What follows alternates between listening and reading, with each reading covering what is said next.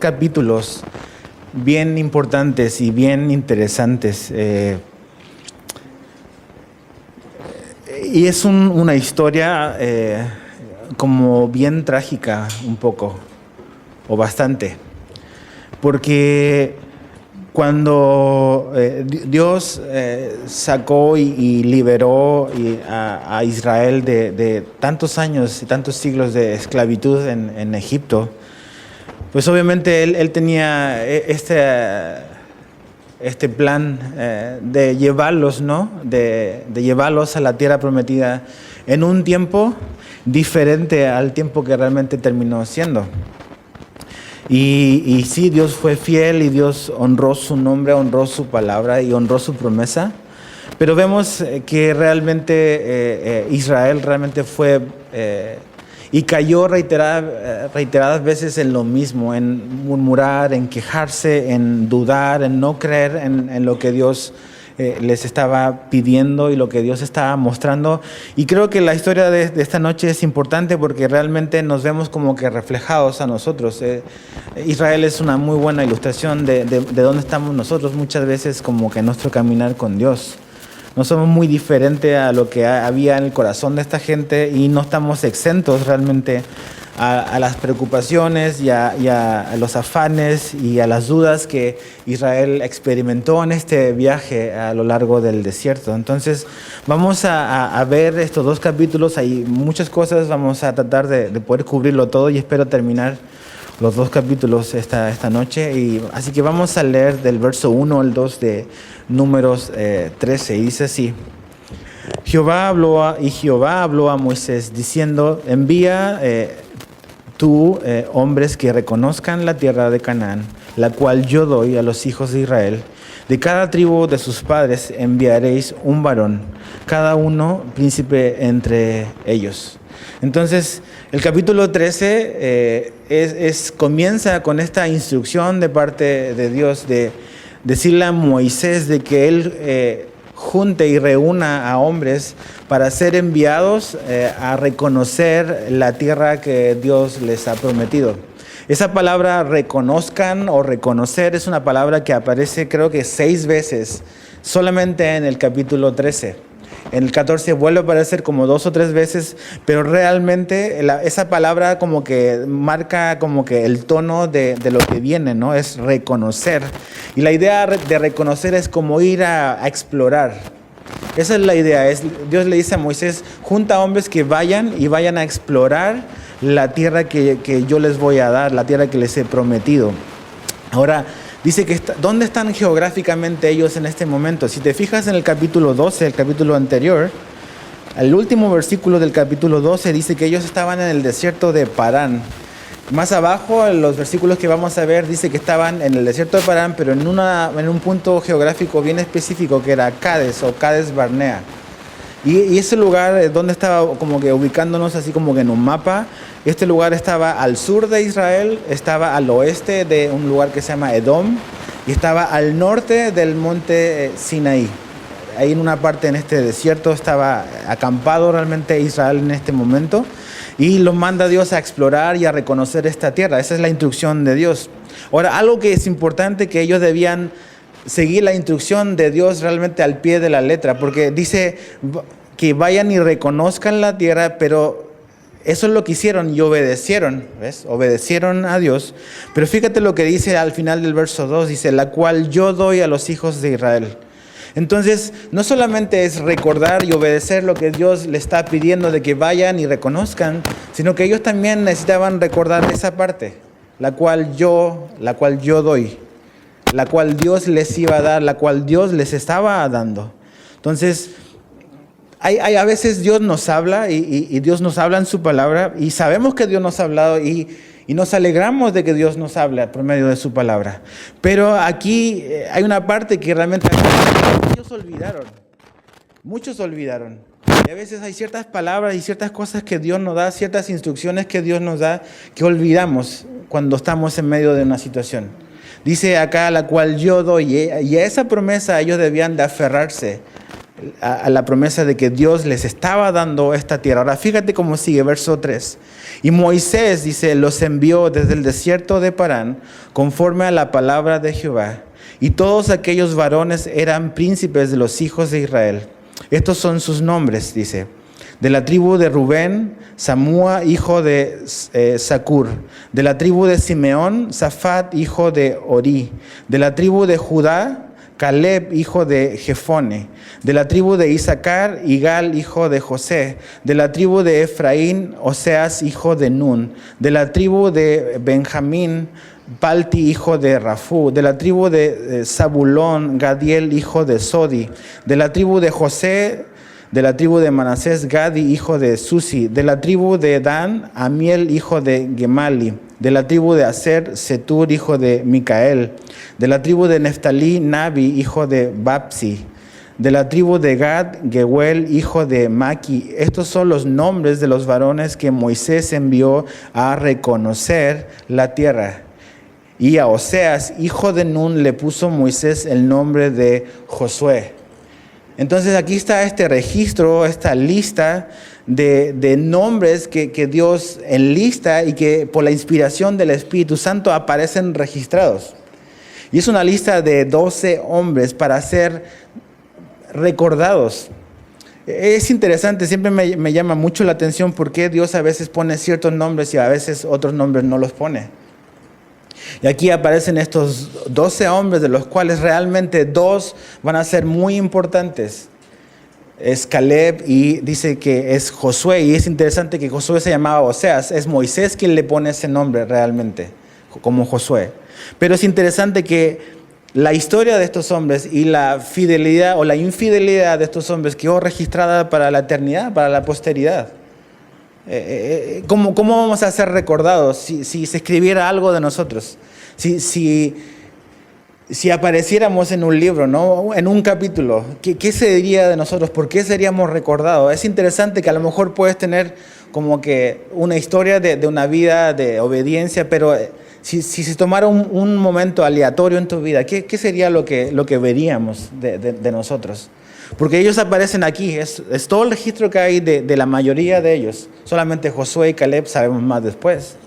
Pero ¿qué se escribía de nosotros respecto a nuestra perspectiva y nuestra posición de Dios si apareciéramos en algún versículo, ¿no? En algún libro? Entonces es una lista de hombres donde inspiran a algunos y otros desaniman y es un poco trágico. Ahora 17 dice, los envió pues Moisés a reconocer la tierra de Canaán, diciéndoles, subid de aquí al Negev. Y fíjate, entonces bien importante, es la ruta que ellos iban a tomar estos espías, ¿no? Y subid al monte, y fíjate, y observad la tierra cómo es, y el pueblo que la habita, si es fuerte o débil, si poco o numeroso, cómo es la tierra habitada, si es buena o mala, y cómo son las ciudades habitadas, si son campamentos o plazas fortificadas. ¿Y cómo es el terreno, si es fértil o estéril, si en él hay árboles o no? Y esforzaos y tomad del fruto del país. Y era el tiempo de las primeras uvas. Entonces, ¿qué es lo que hacen aquí del 17 al 20? Moisés le dice, ok, van a ir y van a reconocer, y es importante que observen ciertas cosas, que se fijen en ciertos detalles de lo que van a ver. Están realmente en un punto donde van a ir como que a espiar. Finalmente se conoce por los 2 espías, ¿no? 2 espías que van realmente a ver, a reconocer la tierra. Y le dice, hay cosas que Moisés como que pone atención, en lo cual tienen que observar. Es cómo es la tierra, qué tipo de tierra es en la que vamos a entrar. Por ejemplo, también le dice qué tipo de pueblo es fuerte, es débil, son muchos, son pocos, la tierra es buena o es mala, las ciudades son fortificadas o son pequeñas aldeas. Realmente Moisés quiere tratar de tener un panorama de realmente a dónde están entrando. Y tú puedes decir a lo mejor, pues sí es importante, bueno, Dios se lo pidió. Ahora, el nivel de detalle, el nivel de cosas es parte de Moisés, de un requerimiento de Moisés, no de que Dios le dice, observa esto. Lo único que Dios le dice a Moisés es, manda a los hombres y que vayan a reconocer. Todas estas cosas que pides realmente es iniciativa de Moisés. Como que querer saber realmente y armarse un panorama de cómo va a ser ese lugar donde ellos van a entrar. Y entonces los manda y le dice, aparte, no solamente vayan y observen, sino que traigan una muestra de lo que ahí van a encontrar. Y finalmente eso es lo que hacen. Fíjate, el verso 21 al 25 es el tiempo en que ellos van a reconocer la tierra. Dice, y ellos subieron y reconocieron. O sea, te das cuenta que ellos están obedeciendo lo que Dios les pide. Hasta aquí vamos bien, ¿ves? O sea, Dios les dice, vayan y reconozcan, y ellos muy obedientes, Moisés igual, y van, y reconocieron, obedecieron, la tierra desde el desierto de Sin, que es el mismo desierto de Parán, tiene otro nombre nada más, hasta Rehob, entrando en Amat, y subieron al Negev, y vinieron hasta Hebrón. Y allí estaban Aimán, Sesai y Talmai, hijos de Aná, que esos nombres van a ser importantes más abajo. Hebrón fue edificada 7 años antes de Zoán en Egipto, y llegaron hasta el arroyo de Escol, y de allí cortaron un sarmiento con un racimo de uvas, el cual trajeron 2 en un palo. Imagínate el tamaño de las uvas o del racimo que agarraron, que entre 2 tuvieron que cargarlo, dice. Y de las granadas y de los higos. Y se llamó aquel lugar el Valle de Escol, y por el racimo que cortaron de allí los hijos de Israel. Entonces ellos van en esta expedición. Un poquito más abajo dice que esta expedición tardó 40 días. Realmente son 40 días desde que ellos salieron hasta que regresaron como que de vuelta al campamento. Imagínate lo que ellos vieron, ¿no? Todo en este viaje. Y lo que ellos van a ver en este viaje va a ser importante, porque en eso van a dar el informe que le van a dar como que a toda la congregación y a todo Israel. Entonces van caminando, van viendo, van observando, van siguiendo la ruta que Moisés les dice, tienen que pasar por acá, el Negev, van a subir el monte y van a llegar a un lugar donde van a poder observar dónde vamos a entrar. Ahora, fíjate cuál es el informe que estos hombres dan. Y aquí empieza la parte interesante, verso 25. Y volvieron de reconocer la tierra al fin de 40 días. ¿Ves? Ahí están los 40 días. Y anduvieron y vinieron a Moisés y a Aarón y a toda la congregación de los hijos de Israel en el desierto de Parán en Cades.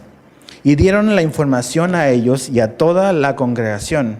Y les mostraron el fruto de la tierra.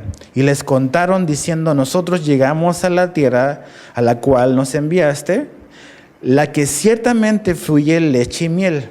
Y este es el fruto de ella. Entonces hasta ahí fuimos como nos dijiste, fuimos como Dios nos pidió, y vimos realmente y comprobamos con nuestros ojos que lo que Dios nos había dicho que íbamos a encontrar ahí estaba. Ahí es la tierra donde fluye leche y miel. Pero fíjate el 28 y dice más, y ese es un contraste, es pero. Entonces, luego, después de decir, no, si fuimos, obedecimos, y está lo que Dios dice que iba a estar, pero, y esos peros siempre me dan miedo, de los peros de parte nuestra, porque siempre le encontramos algo a las cosas. Es ok, esto nos pide Dios, y podemos comprobar que lo que Dios nos está diciendo, pues es cierto, pero, siempre hay un pero para muchas cosas, le ponemos un montón de peros a lo que Dios nos está pidiendo hacer. ¿Cuál es el pero de ellos? Es más, dice, el pueblo que habita, dice, aquella tierra es fuerte, y las ciudades muy grandes y fortificadas. Y también vimos allí los hijos de Anac. Amalek habita el Negev, y el Eteo, el Jebuseo y el Amorreo habitan en el monte. O sea, no solamente en ese lugar hay este tipo de gente que vive allá, sino que también en la ruta hacia allá hay toda esta gente que nos vamos a encontrar, todos estos pueblos que menciona. Dice, fíjate, y el cananeo habita junto al mar y a la ribera del Jordán.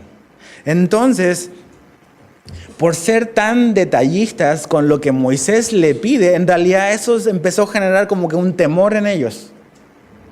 Dios le dijo, vayan y reconozcan. Todos los detalles en realidad corrieron por la cuenta de Moisés. Y al ver todas estas cosas y al empezar a ver los detalles, empezaron a ver que realmente la situación como humanamente o para ellos era bastante más grande de lo que ellos pensaban o imaginaban. Y que realmente no iba a ser tan sencillo para ellos.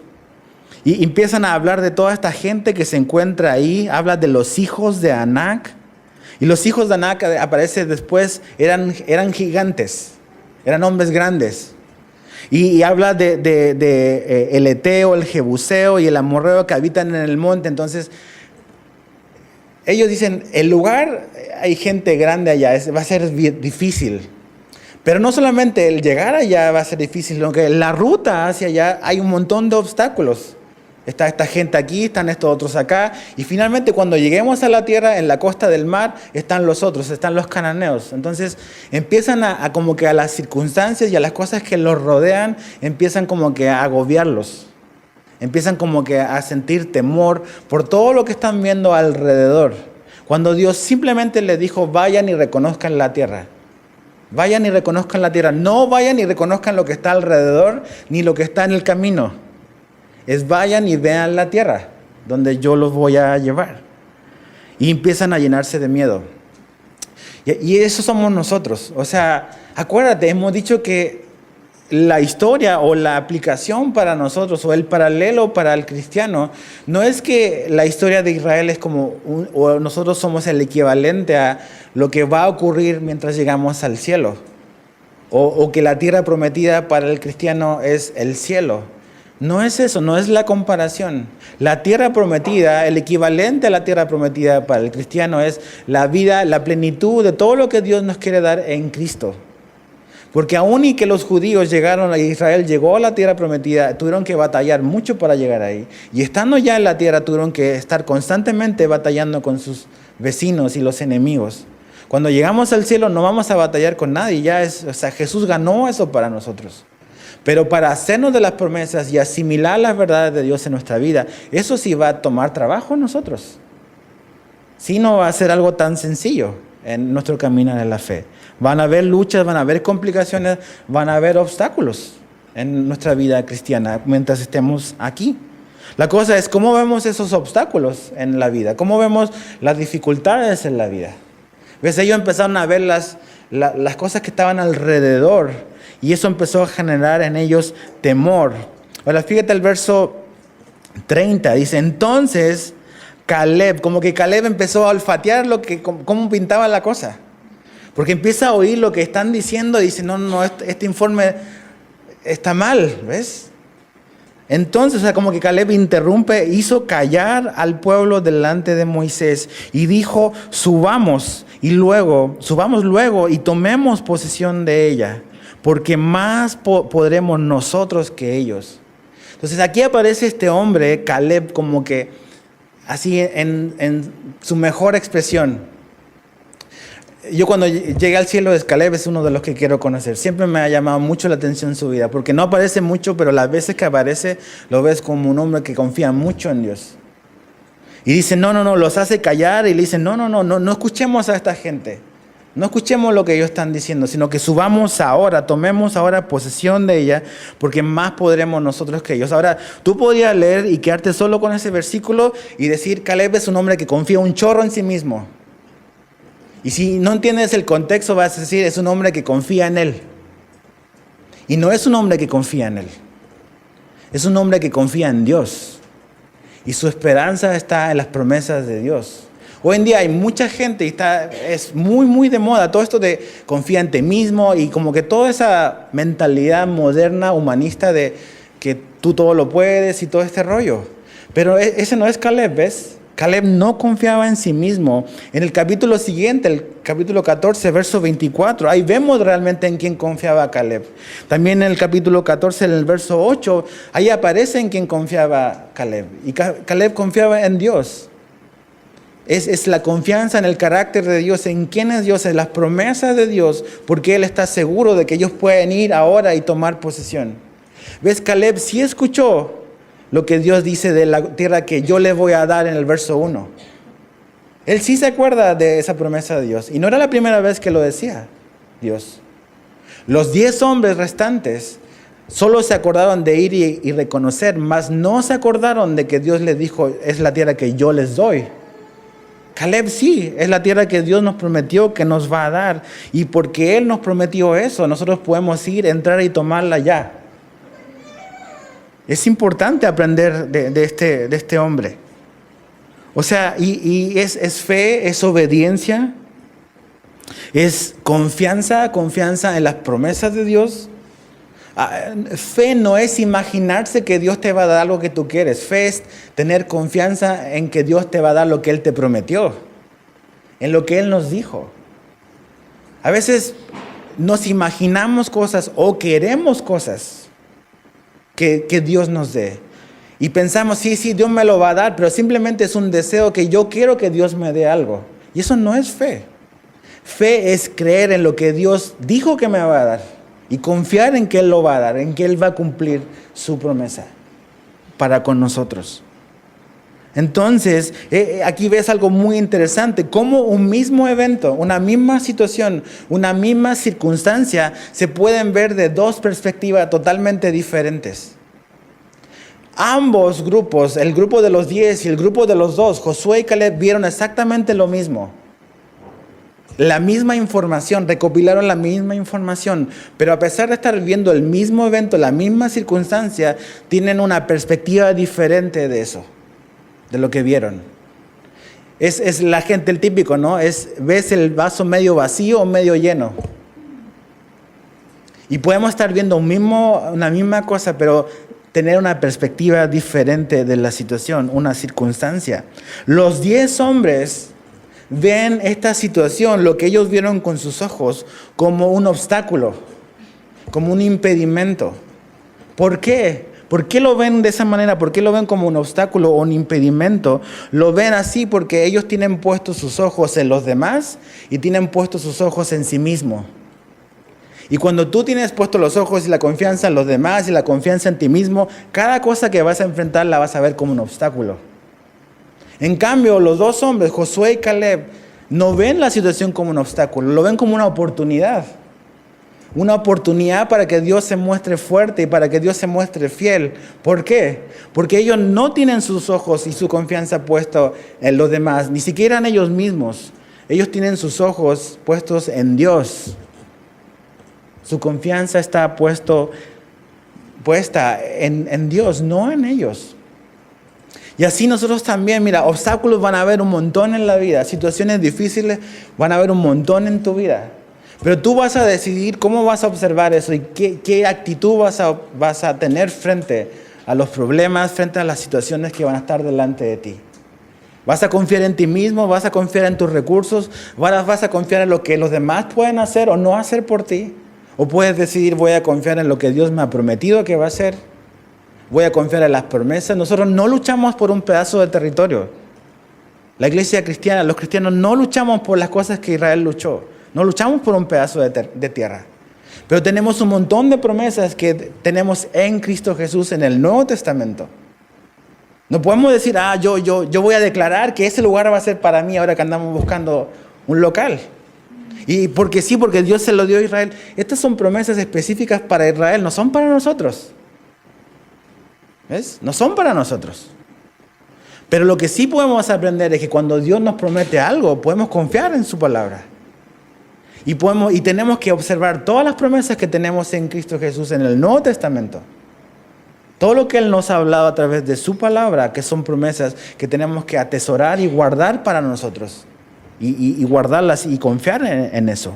Ahora, fíjate cómo reacciona el pueblo. Dice, más los varones que subieron con él, o sea, los 10, dijeron, no podemos subir contra aquel pueblo. ¿Por qué? Fíjate, porque es más fuerte que nosotros. ¿En quién te han puesto sus ojos? En su capacidad. Y probablemente sí son más fuertes que Israel. Quizás, no sabemos, probablemente sí. Eran más fuertes que ellos. Dice, y hablaron mal entre los hijos de Israel de la tierra que habían reconocido, diciendo, la tierra por donde pasamos para reconocerla es tierra que traga a sus moradores. Imagínate. O sea, no solamente el camino hacia la tierra, no solamente va a ser difícil para nosotros, es difícil para los que viven ahí. Vivir ahí. Traga a sus moradores. Y todo el pueblo que vimos en medio de ella son hombres de gran estatura. ¿Ves? Ahí están los grandotototes. Verso 33. También vimos allí gigantes. O sea, no solamente grandes, sino que gigantes. Hijos de Anac, raza de los gigantes. Y éramos nosotros a nuestro parecer como langostas. Y así les parecíamos a ellos. ¿Cómo sabían ellos lo que ellos pensaban de Israel? Pues no sabemos, es su imaginación. ¿Ves? Cuando tu confianza y tus ojos están puestos en los demás, tú te empiezas a imaginar de cosas que ellos supuestamente están imaginando de ti. Empiezas como que a tratar de deducir y como, oye, me miró feo, entonces seguro está pensando esto de mí. Y empezamos como a interpretar las miradas y los gestos, cuando a veces no estamos ni cerca de lo que la otra persona realmente está pensando de nosotros. Pero fíjate en qué está o en quién está puesto su confianza. En ellos, ¿ves? Ellos creen que ellos van a entrar y que es por su capacidad, por su poder, que ellos van a obtener lo que Dios les ha dicho que van a obtener. Mira, el camino hacia la tierra prometida no va a ser fácil. Obviamente están estas personas, están estas tribus, esta gente que probablemente es superior a Israel humanamente hablando quizás. El tomar la tierra, el entrar, va a costar trabajo. Tienen que ir a Jericó y eso lo vamos a ver después, más adelante. Pero ¿sabes qué? Mira, obedecer a Dios nunca va a ser cómodo, pero va a ser mucho más seguro que desobedecerlo. O sea, tenemos que obedecer a Dios. Y obedecerlo es incomodidad para nosotros, pero es mucho mejor que desobedecerlo. Eso es trágico para nosotros. Es trágico la desobediencia. Lo más seguro para nosotros es obedecer.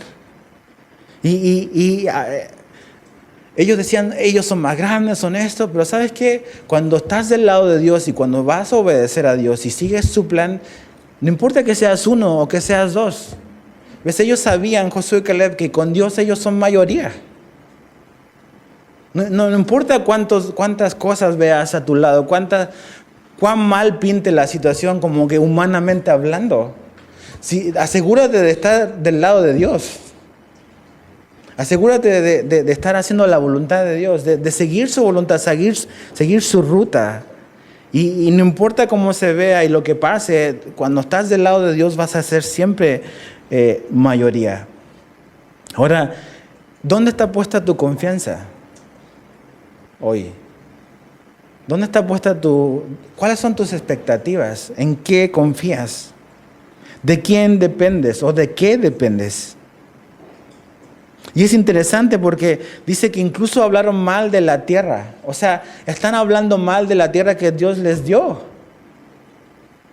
O sea, cuando quitamos los ojos de Dios, hasta menospreciamos lo que Dios nos quiere dar y lo que Dios nos ha regalado. Cuando dejamos que las cosas periféricas nos roben la atención, nos roben la tranquilidad. Como que decimos, no, eso no es para mí. Y empezamos a quitar el centro, nuestra mirada de lo que realmente es importante. Ahora, fíjate cómo tenemos que tener cuidado a quien escuchamos. Fíjate cómo influye lo que podemos decir o lo que decimos, cómo influye en el corazón de otra gente. Fíjate lo que ocurre, capítulo 14, verso 1 al 4. Entonces, o sea, como que después del informe de los 10, entonces toda la congregación, y no creo que es una exageración dice, toda la congregación gritó y dio voces, y el pueblo lloró aquella noche, y se quejaron contra Moisés y contra Aarón, todos, otra vez énfasis, todos los hijos de Israel. Y les dijo toda la multitud, ojalá muriéramos en la tierra de Egipto o en este desierto, ojalá muriéramos. ¿Y por qué nos trae Jehová a esta tierra para caer a espada y que nuestras mujeres y nuestros hijos sean por presa? ¿No nos sería mejor volvernos a Egipto? Y decían el uno al otro, designémonos un capitán y volvamos a Egipto. Imagínate la reacción. Pánico total. Ellos no han visto nada, simplemente están oyendo el informe de esta gente que fue y miró. Y cómo su perspectiva y su visión de las cosas pudo influir de tal manera en el corazón de la gente. ¿Te das cuenta cuán importante es saber distinguir y poder tener discernimiento a quién escuchamos? Porque lo que oímos va a tener un efecto en nuestro corazón. en cómo nos sentimos, en realmente en el temor o en la confianza, en la seguridad o en la duda. Toda la congregación, gritos, voces, llanto, quejas otra vez. O sea, hemos visto los últimos 3 capítulos, quejas, quejas y más quejas. Contra Moisés, contra Aarón, pero realmente están quejando en contra de Dios. Mira, el pesimismo y el miedo son contagiosos. Son contagiosos. Estos 10 hombres eran sumamente pesimistas. Y su pesimismo se lo contagiaron a 2 millones de personas. Solo 10. ¿Te acuerdas que dijo Jesús? Basta un poco de levadura para leudar toda la masa. Y 10 personas contagiaron a probablemente como 2 millones de personas, que era toda la congregación de Israel. El pesimismo, el miedo es contagioso. ¿Te acuerdas lo que vimos el domingo? Jesús empieza a hablar de estas cosas que van a ocurrir al final de los tiempos y Él nos dice, esto se va a cumplir, no temáis, no tengan miedo, ¿ves? Es necesario que eso acontezca. Cuando estamos arraigados en la palabra de Dios, cuando sabemos y conocemos lo que Dios ha dicho de las cosas, no debiese de haber temor en nuestro corazón. El pesimismo, el miedo son contagiosos. ¿Cuándo? Cuando no he guardado en mi mente y en mi corazón su llamado para mi vida. ¿En qué debían de estar firmes ellos? En lo que Dios dijo en el verso 2. Vayan y reconozcan la tierra de Canaán, la cual yo doy. ¿Ves? No es la cual yo daré, como que en 40 años más. La tierra que yo les doy hoy, o sea, eso es suyo. Pero te das cuenta, o sea, nosotros abrimos la Biblia y hoy la estamos estudiando. Pero tú puedes decidir qué haces con lo que oyes, ¿ves? Es tu elección, es tu decisión. Puedes decir, ok, pues sí me late, o puedes seguir con tus miedos, con tus inseguridades, con miedo al mañana, con miedo a lo que puede venir, o miedo a la situación que estás experimentando, o puedes decidir confiar en Jesús, en lo que Él nos ha prometido, que Él no nos va a dejar, no nos va a abandonar, que nada nos va a separar del amor de Cristo. Puedes decidir creer eso, pero es tu decisión que tomas y que dejas. Ellos se llenaron de pánico, empiezan, ojalá nos muriéramos, empiezan a murmurar en contra de Dios. Y finalmente, ¿sabes lo que ocurre? Lo que siempre ocurre con toda crisis. Las crisis son una ocasión donde nuestro corazón se ve reflejado. Lo que realmente tenemos dentro, más bien, quién realmente somos, se manifiesta en medio de una crisis. El que tú eres o cómo tú y yo actuamos cuando está tranquilo, ese no es el verdadero yo. El verdadero yo es el que sale cuando estamos en una crisis, en una tormenta, en un problema. Ese es el verdadero, la verdadera persona. Lo que sale de nuestra boca cuando pasamos por una situación, eso es lo que somos, ¿ves? Jesús dijo que de la abundancia del corazón habla la boca. Finalmente, crisis tras crisis en la historia de Israel, luego sale la queja, luego sale la murmuración. Realmente, eso era lo que abundaba en ellos. Insatisfacción con Dios, no estaban contentos. Teníamos, como decíamos hace un par de miércoles, esta memoria selectiva. O sea, se acordaban de la comida, de los pepinos de Egipto, pero no se acordaban de los látigos, no se acordaban del trabajo forzoso, no se acordaban de eso. Pero salía toda esta situación en la crisis. ¿Quién eres? ¿Quién soy? Se va a manifestar en medio de la crisis. ¿Se acuerdan Jesús con los discípulos en la barca? Ahí salió el verdadero Pedro, ahí salió los verdaderos discípulos. Tenían miedo. Y Jesús los reprende. Hombres de poca fe, ¿por qué dudan? ¿Ves? Y cada crisis en nuestra vida, Dios la usa para mostrarnos que hay mucho espacio aún para crecer en nosotros. Hay mucho espacio para crecer para los lados, para arriba. Y dice, y designemos un capitán, o sea, iba a haber un golpe de estado aquí. O sea, Moisés ya no nos sirve, vamos a sacar a Moisés. Y vamos a poner un capitán que nos lleve de vuelta a Egipto. O sea, viviendo en libertad por casi 2 años, y prefieren regresar a la esclavitud. Tristemente a veces, Jesús nos ha hecho libres y como que anhelamos la vida que a lo mejor tenías antes y miramos para atrás. Jesús dijo que si ponemos la mano en el arado no podemos mirar para atrás, tenemos que caminar hacia adelante. Mira, vamos a Deuteronomio capítulo 8. Deuteronomio 8 es el libro siguiente. Verso 2 al 4. Deuteronomio 8, 2 al 4. Fíjate lo que dice acá. Muy interesante. ¿Ya estás ahí? Dice: y te acordarás de todo el camino por donde te ha traído Jehová tu Dios estos 40 años en el desierto. Eso es al final. ¿Ok? Como que Moisés vuelve a contar la historia a una nueva generación. Dice, te acordarás, dice, de tu Dios estos 40 años en el desierto. Fíjate, ¿para qué? Para afligirte, para probarte, para saber lo que había en tu corazón, si habías de guardar o no sus mandamientos.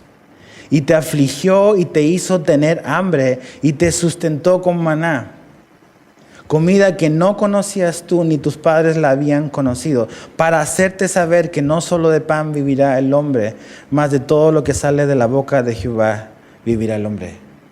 ¿Para qué Dios permitió esos 40 años? Para mostrarles lo que ellos tenían dentro.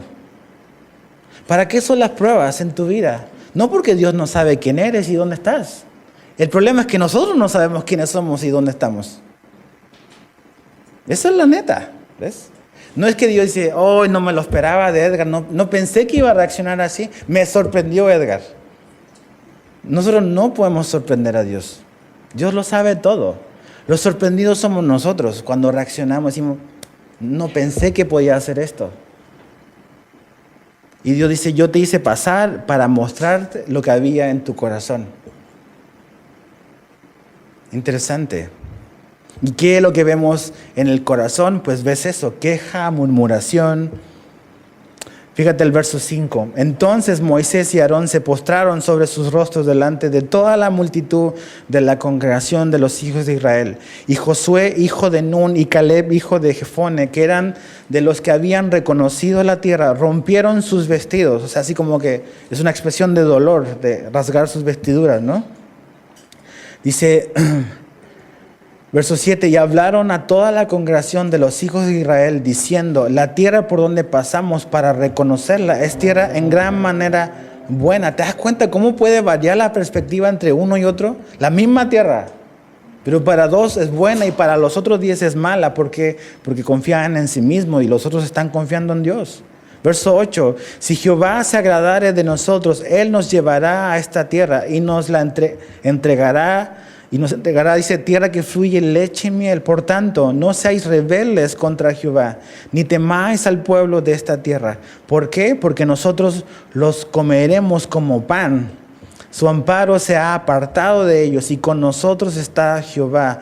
No los temáis. Entonces toda la multitud habló de apedrearlos. Pero la gloria de Jehová se mostró en el tabernáculo de reunión a todos los hijos de Israel. Entonces, aquí hay esta preocupación y este dolor por Moisés, Aarón, por Josué y por Caleb. Y me gusta cómo hablan ellos porque les dice, oye, ustedes han perdido de perspectiva absolutamente cómo están viendo la situación. Ustedes están centrados en sí mismos. Están pensando de que esto se trata de ustedes y no se trata de ustedes, se trata de quién es Dios y de lo que Dios nos ha prometido y de lo que Dios va a hacer. Él va a cumplir sus promesas y podemos entrar y tomar posesión de eso. ¿Por qué? Porque primero la tierra es buena, ¿ves? Ellos decían, no, la tierra es mala. ¿Y sabes qué? El único que puede definir qué es bueno y qué es malo es Dios. Jesús es el único que define las cosas. Hoy en día hay muchas cosas que la gente te puede decir, eso que estás haciendo es malo, o esto que estás haciendo es bueno, pero realmente el que define las cosas es Dios. Entonces, es buena la tierra, ¿ves? Dios nos está dando algo bueno.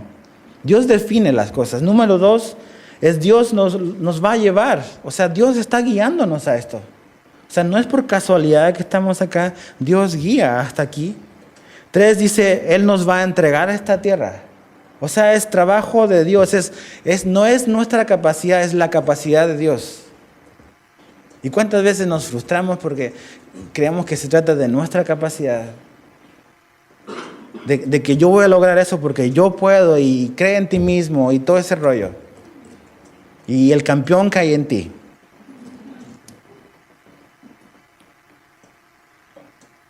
¿Ves? ¿Y qué le dice al final de este párrafo? Con nosotros está Jehová. ¿Ves? Con nosotros está Jehová, con nosotros está el Señor. Lo que cuenta realmente no son los números, no son ni siquiera todos los censados que hay hasta el momento. Lo que cuenta es que el Señor está con nosotros. ¿Ves? El Señor está con nosotros. Por tanto, fíjate lo que dice, por tanto. O sea, ok, Dios está con nosotros, Él es esto, Él nos ha traído hasta acá. Por tanto, o sea, en base a todo eso, ¿qué tenemos que hacer nosotros? Fíjate, no seáis rebeldes contra Jehová, ni temáis al pueblo de esta tierra. No hay excusas. Cuando conocemos quién es Dios, cuando conocemos quién es Jesús, cuando conocemos lo que Jesús ha hecho por nosotros, no tenemos excusa posible para tener temor. No tenemos excusa posible para ser rebeldes, para desobedecer. ¿Por qué? Porque vemos quién es Dios, vemos quién es Jesús. Y ¿sabes qué? Lo que veo aquí realmente es que muchas veces enmascaramos la rebeldía y decimos tenemos miedo, pero en realidad somos rebeldes. Nos estamos rebelando a la soberanía y a la voluntad de Dios únicamente. Y nos justificamos diciendo tengo miedo.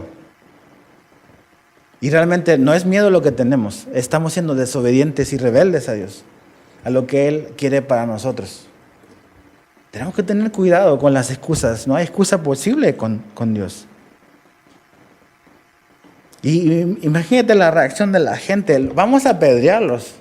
O sea, hicieron bien su chamba, confiaban en Dios y no, pues vamos a apedrearlos a estos dos. ¿Qué debemos de pensar? ¿Dónde estaban puestos los ojos de estos hombres? En Dios, en su fidelidad.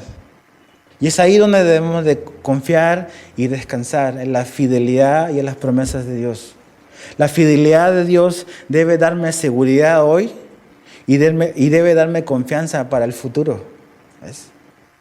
Ellos han visto que Dios es fiel y en base a lo que Dios ha hecho, cómo los ha guiado en el desierto, cómo Dios los sacó de Egipto, ellos pueden decir, no, nosotros vamos a confiar en que Dios va a cumplir lo que nos promete para el futuro.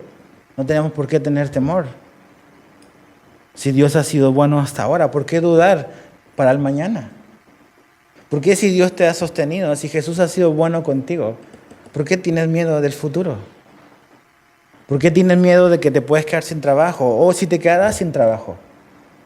¿Por qué tienes miedo de que tu vida se va a acabar si no tienes ese trabajo? Si Dios ha sido tan bueno y Jesús ha sido tan bueno que dio su vida por ti.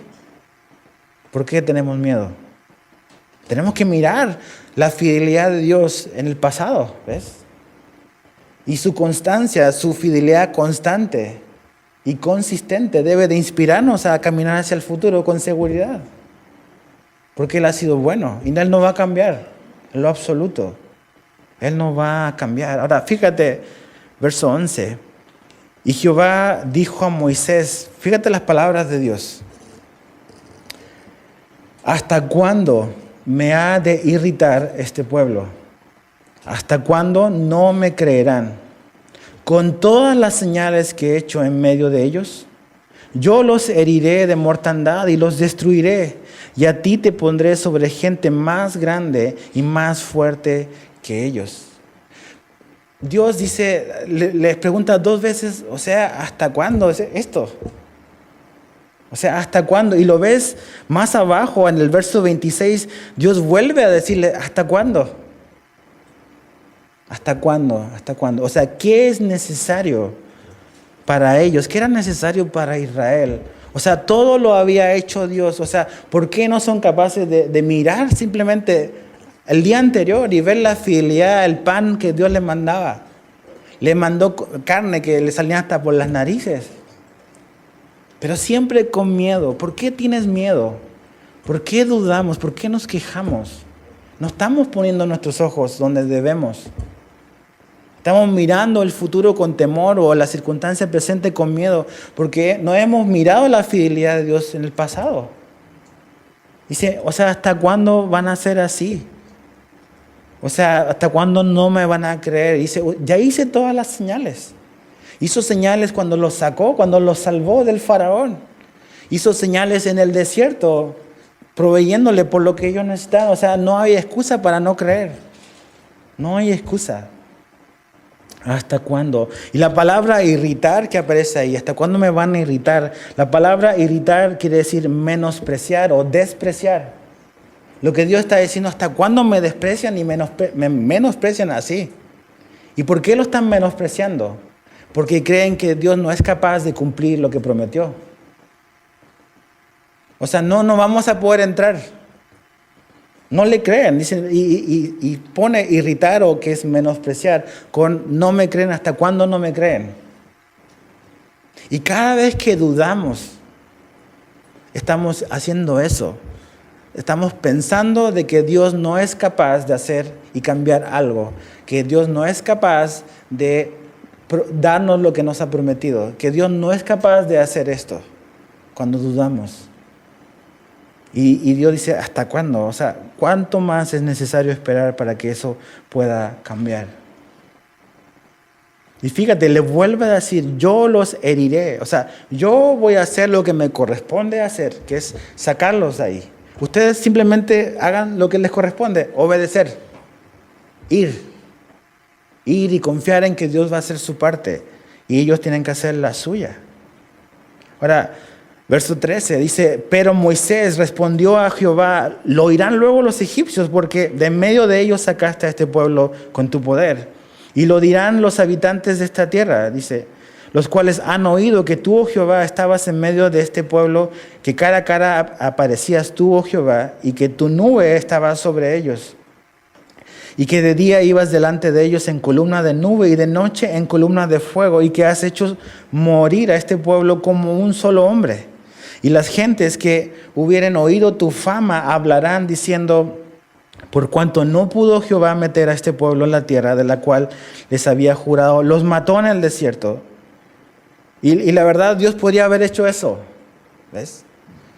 Podría haber hecho. ¿Se acuerdan cuando el pueblo hace el becerro de oro?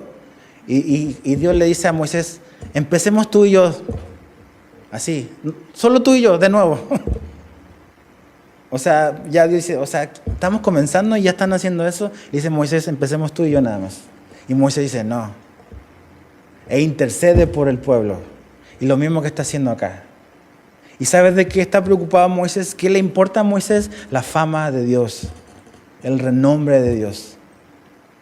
Y sabe que este pueblo se merece morir, probablemente. Pero dice, Dios, no quiero que la gente tenga esta fama de ti. Yo sé que tú eres diferente, Dios. Y si incluso muriéramos, sería lo que merecíamos. Pero tu fama es lo que me importa. ¿Qué van a decir los demás? ¿Qué van a decir de ti? Por lo que han visto en nosotros. Dice, ahora pues yo te ruego que sea magnificado el poder del Señor, como lo hablaste, diciendo, Jehová tardo para la ira y grande en misericordia, que perdona la iniquidad y la rebelión, aunque de ningún modo tendrá por inocente el culpable, que visita la maldad de los padres sobre los hijos hasta los terceros y hasta los cuartos.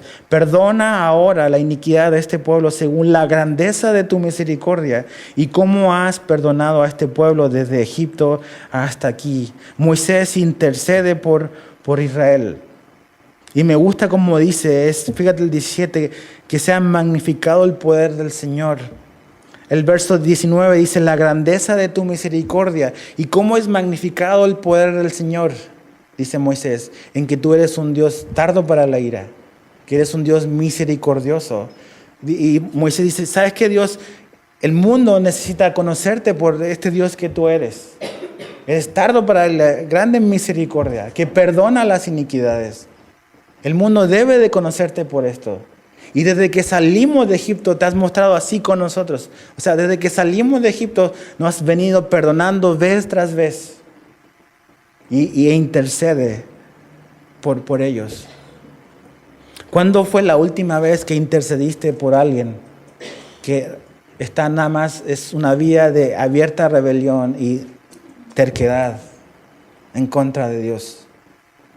¿Ves realmente, confías tú en la misericordia, como dice ahí, en que su nombre sea magnificado y en la grandeza de la misericordia de Dios? ¿Confías que esa grandeza de su misericordia se puede manifestar en la vida de otra persona?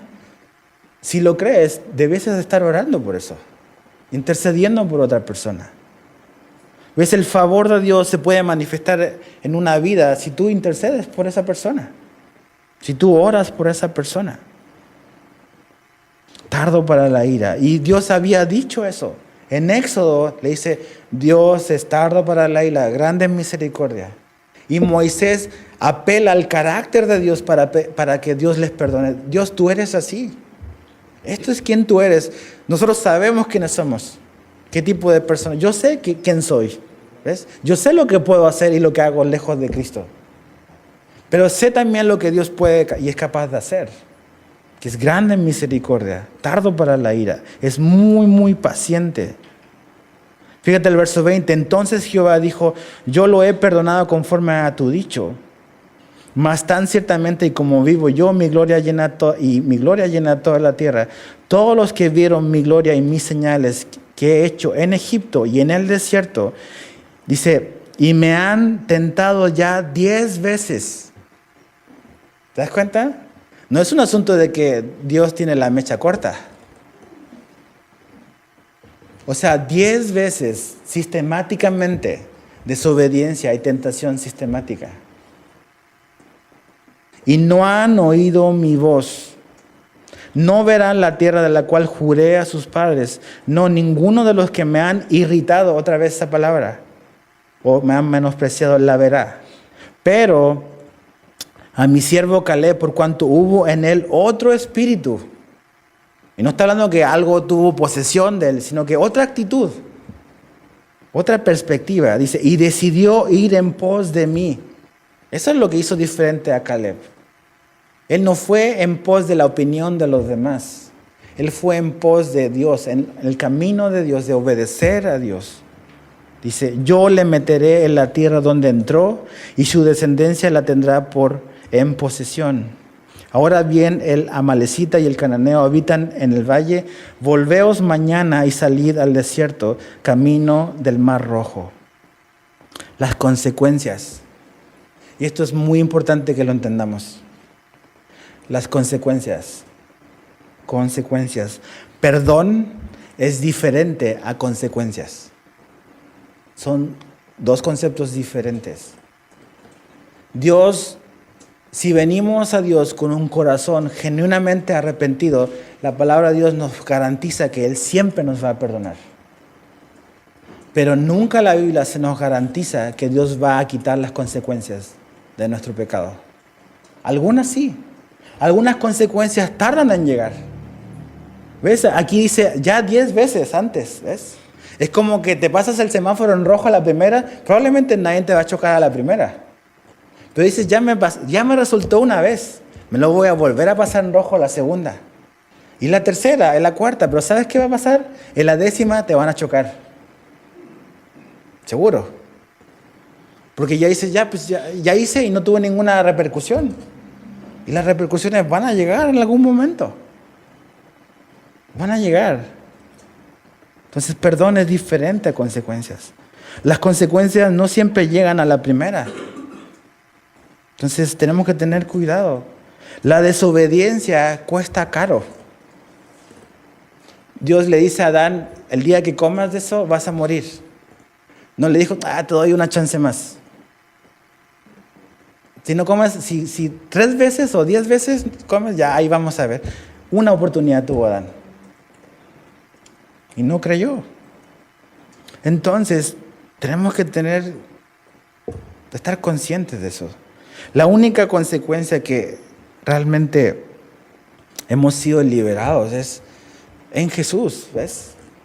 O sea, su muerte en la cruz nos liberó realmente de la consecuencia de nuestro pecado, que era vivir por la eternidad separados de Dios.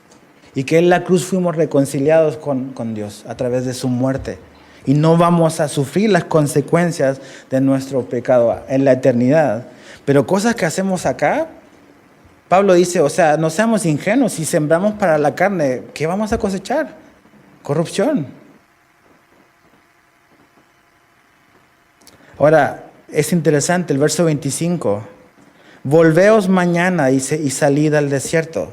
A veces pensamos que desobedecer como que nos estancamos. Bueno, no estoy avanzando. No, desobedecer, ¿sabes qué? Siempre desobedecer es retroceder. No es que te estancaste en tu vida espiritual porque no estás obedeciendo o como que dejaste de avanzar. Cuando desobedecemos, retrocedemos. Vamos para atrás. Dice, volveos, no pueden seguir avanzando con eso. Verso 26, y Jehová habló a Moisés y a Aarón diciendo, ¿hasta cuándo oiré esta depravada multitud que murmura contra mí? Las querellas de los hijos de Israel que de mí se quejan. Diles, vivo yo, dice Jehová, que según habéis hablado a mis oídos, así haré con vosotros. En este desierto caerán vuestros cuerpos y todo el número de los que fueron contados entre vosotros de 20 años para arriba, los censados, ¿se acuerdan? Los cuales han murmurado contra mí. Vosotros a la verdad no entraréis a la tierra, por la cual alcé mi mano y juré que os haría habitar en ella, exceptuando a Caleb, hijo de Jefone, y a Josué, hijo de Nun. Verso 31, pero vuestros niños, de los cuales dijisteis que serían por presa, yo los introduciré a ellos y conocerán la tierra que vosotros despreciasteis. En cuanto a vosotros, vuestros cuerpos caerán en este desierto, y vuestros hijos andarán pastoreando en el desierto 40 años, y ellos llevarán vuestras rebeldías hasta que vuestros cuerpos sean consumidos en el desierto, conforme al número de los días, de los 40 días, ¿te acuerdas del reconocimiento?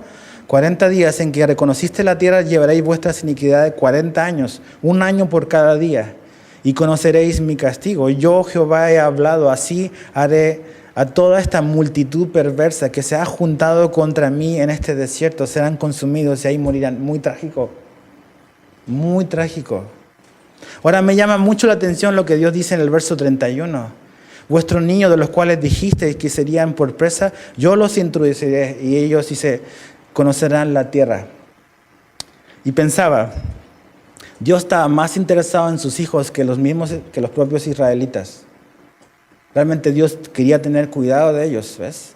Y ellos van a entrar. Muchas veces, y aquí lo anoté, lo quiero leer, usamos la excusa del bienestar de nuestros hijos para justificar nuestra incredulidad y no hacer lo que Dios nos pide hacer. ¿Ves? ¿Se acuerdan el capítulo 14, verso 1? Dice, verso 3. ¿Y por qué nos trae Jehová a esta tierra para caer a espada y que nuestras mujeres y nuestros niños sean por presa? Y acá Dios le dice, o sea, no es el problema, no son sus hijos, no es yo no soy el culpable. Ustedes son los responsables por no querer hacer lo que yo les estoy pidiendo. Mira, si tú te dedicas, si eres papá y tienes familia, dedícate a obedecer a Dios y Dios va a encargarse de tus hijos. O sea, a veces le ponemos un montón de excusas a Dios para no hacer lo que Él nos ha pedido, diciendo, no, lo estoy haciendo por el bienestar de mis hijos. Sé obediente a lo que Dios te ha pedido. Y Dios va a cuidar de ti y va a cuidar de tus hijos también. Él va a tener cuidado de eso. Verso 36. Y los varones que Moisés envió a reconocer la tierra y que al volver habían hecho murmurar contra él toda la congregación. 10 versos. Arrastraron a 2 millones. Desacreditando aquel país, aquellos varones que habían hablado mal de la tierra, murieron de plaga delante de Jehová. Pero Josué, hijo de Nun, y Caleb, hijo de Jefone, quedaron con vida de entre aquellos hombres que habían ido a reconocer la tierra. Ese fue el destino, ¿ves? De cada grupo. Y dijo, verso 39, y Moisés dijo estas cosas a todos los hijos de Israel, y el pueblo se enlutó mucho. Y se levantaron por la mañana y subieron a la cumbre del monte, diciendo, henos aquí para subir al lugar del cual ha hablado Jehová, porque hemos pecado. Entonces, Se van a dormir y despiertan diciendo, ok, ya, ahora sí vamos a obedecer. O sea, ahora sí ya como que entendimos. Mira, y dijo Moisés, ¿por qué quebrantáis el mandamiento de Jehová? Esto tampoco os saldrá bien. No subáis porque Jehová no está en medio de vosotros. No seáis heridos delante de vuestros enemigos, porque el amalecita y el cananeo están allí delante de vosotros, y caeréis a espada, pues, por cuanto os habéis negado a seguir a Jehová. Por eso no estará Jehová con vosotros. Sin embargo, se obstinaron en subir a la cima del monte, pero, dice, el arca del pacto de Jehová y Moisés no se apartaron de en medio del campamento. Y descendieron el amalecita y el cananeo que habitaban en aquel monte, y los hirieron y los derrotaron, persiguiéndolos hasta Horma. Entonces, ¿qué es lo que pasa aquí? Una reacción tardía. O sea, desobedecieron, se rebelaron, se van a dormir, como que tuviste un mal día, ¿ves? Pero realmente no fue un día, era una secuencia de malos días. Y por un montón de malos días estabas rebelde en contra de Dios, te fuiste a descansar y como que en la noche lo consultaste con tu almohada y te levantas al día siguiente, no, pues hoy sí voy a obedecer. Y Moisés le dice, too late, demasiado tarde. ¿Ves? Demasiado tarde. El arrepentimiento, otra vez lo voy a decir, genuino, siempre va a recibir perdón, pero no siempre quitará las consecuencias. El pecado nos separa de Dios. Le dice, fíjate, ustedes caeréis a espada por cuanto os habéis negado a seguir a Jehová. Por eso no estará Jehová con vosotros. Porque no han querido caminar, no han querido seguir al Señor. Amós 3:3 dice, ¿pueden dos hombres caminar juntos si no están de acuerdo? O sea, puede haber compañerismo entre otra persona y caminar en el mismo camino si no se ponen de acuerdo. Y Dios le está preguntando esa pregunta en Amós 3:3. Y lo que ahí entiendes es que no se puede caminar con otra persona si no estás de acuerdo con Él. Y no podemos caminar con Dios si no estamos de acuerdo con Él. Si caminamos con Dios tenemos que estar de acuerdo que donde Él nos está guiando es a donde debemos de ir. Pero yo no puedo pretender y decir, yo estoy caminando con Jesús y yo hago mi voluntad. No puedo. El pecado nos distancia, y no porque Dios quiere estar distanciado, es porque el pecado separa. Por eso tenemos que arrepentirnos. El arrepentimiento es un asunto de hoy, no es un asunto para mañana. Hoy tenemos que arrepentirnos de lo que Dios nos está mostrando. Yo sé que todos tenemos cosas que Dios nos está mostrando, que quizás estamos dudando, tenemos miedo. Y ves esta historia trágica y tú dices, híjole, qué bárbaros. Pero ¿sabes qué? Es una radiografía probablemente de muchos de nosotros. Y pensaba esto, Jesús abrió paso hasta nosotros a través de una ruta plagada de incredulidad. Pero la fidelidad de Dios lo trajo hasta acá. Tú ves la historia de Israel llena de incredulidad, de momentos de fidelidad, pero mucha incredulidad, muchos tropezones. Y tú dices, esta historia, ¿por qué es importante? Porque pues de aquí va a venir Jesús. ¿Ves? Jesús abrió paso a través de toda esta gente incrédula y llegó hasta nosotros. Y hubieron unos pocos que sí confiaron, ¿ves? Como Josué y Caleb. Ahora, con esto termino. Me quedé pensando cuando lo estaba leyendo en Caleb. Imagínate esos 40 años para Caleb. Ponte en su lugar, en sus zapatos. O sea, tener que soportar 40 años de caminar en el desierto, no por tu incredulidad, por la incredulidad de tus hermanos. Pero ¿sabes qué? Ves eso y ves su confianza y su perseverancia hasta el final. Y quiero terminar con esto. Vamos a Josué 14. Por eso te digo que Caleb es como uno de mis héroes.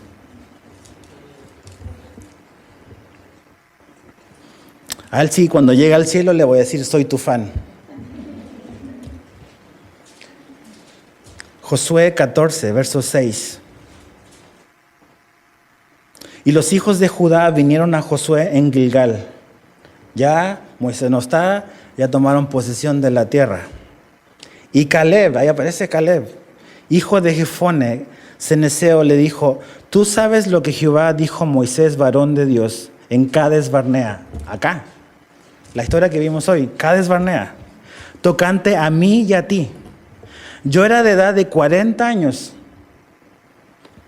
cuando Moisés, siervo de Jehová, me envió a Cades Barnea a reconocer la tierra. Y yo le traje noticias como lo sentía en mi corazón. O sea, el corazón de Caleb estaba en fuego por Dios. ¿Ves? Él sabía, Caleb, lo que Dios podía hacer. Dice, y mis hermanos, es interesante cómo se refiere a ellos, mis hermanos, los que habían subido conmigo, hicieron desfallecer el corazón del pueblo. Pero yo cumplí. ¿Cómo cumplió? Siguiendo, dice, a Jehová mi Dios. Entonces Moisés juró diciendo, ciertamente la tierra que oyó tu pie será para ti y para tus hijos en herencia perpetua, por cuanto cumpliste siguiendo a Jehová mi Dios. Ahora bien, Jehová me ha hecho vivir, como él dijo, ¿ves? La fidelidad de Dios en un hombre. Como él dijo, estos 45 años, imagínate. O sea, ya Caleb tiene 85 años. Por 45 años tuvo que tolerar a sus hermanos. Dice, desde el tiempo que Jehová habló estas palabras a Moisés, cuando Israel andaba por el desierto, y ahora he aquí, hoy soy de edad de 85 años. Y me encanta como dice acá, todavía estoy tan fuerte como el día en que Moisés me envió. ¿Cuál era mi fuerza entonces? Tal ahora mi fuerza para la guerra. O sea, anda a meterte con Caleb. Y para subir y para entrar. Dame pues ahora este monte, el cual habló Jehová aquel día, porque tú oíste en aquel día que los anaseos están allí, y que hay ciudad grande y fortificada. Quizás Jehová estará conmigo y los echaré como Jehová ha dicho. O sea, dice, ok, entramos, esto es mío, pero ¿sabes qué? Caleb tiene que ir a tomar ese monte todavía. O sea, hay gente ahí. Y dice, ¿sabes qué? Como yo confié que Dios nos podía dar la tierra hace 45 años atrás, yo sé que Dios puede estar conmigo y yo voy a ir a tomar con 85 años ese monte que es para mí. Eso es perseverancia, confianza, fe en medio de la incredulidad. Entonces tú puedes estar en un medio donde hay mucha duda, mucha murmuración, muchas cosas, incluso en medio de una congregación. Pero eso no tiene por qué determinar dónde está tu confianza, ¿ves? No es nada fácil, pero la confianza de Caleb por 45 años se mantuvo inamovible en su Dios. Y de 85 dicen, estoy listo para ir a la guerra otra vez. Si eso es lo que necesito, voy a ir y lo voy a tomar porque sé que Dios está conmigo. Dices, órale, ese es Caleb. Entonces, que Dios nos diga, nos muestre lo que tenemos que ver en nuestra vida. Dudas, miedos, desobediencia, confiar en sus promesas, obedecer. Señor, te damos gracias en esta noche. Gracias por esta historia, por este capítulo 13 y 14. Porque fue una tragedia para Israel, pero como Pablo dice en 1 Corintios, todas estas cosas y estas historias en particular se escribieron para nuestra enseñanza, para nuestro ejemplo. Entonces, Señor, ayúdanos a aprender de ellos para no hacer lo mismo, para confiar y obedecer.